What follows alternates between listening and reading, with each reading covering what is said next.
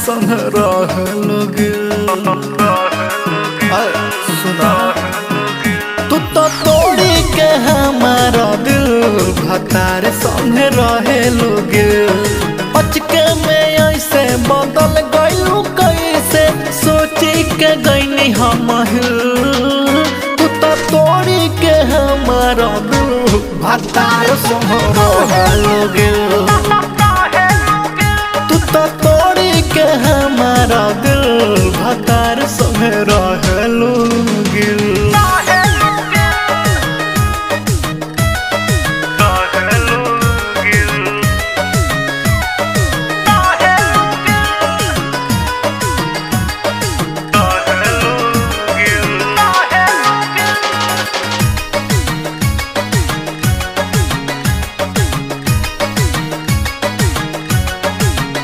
बोला रहे कौन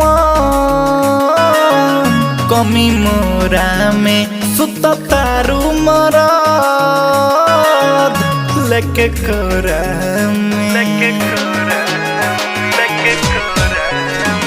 हमरा से कहत रहलू कि हाई खानदानी तो गिर गइल कैसे तारा नजरी के पानी।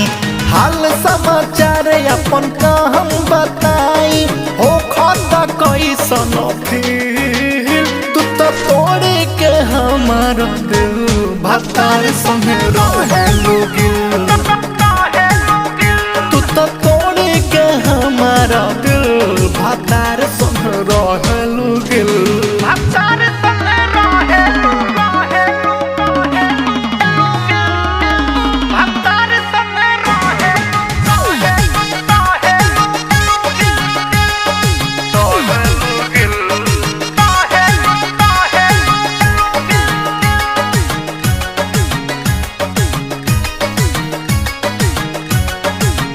यह सोची सोची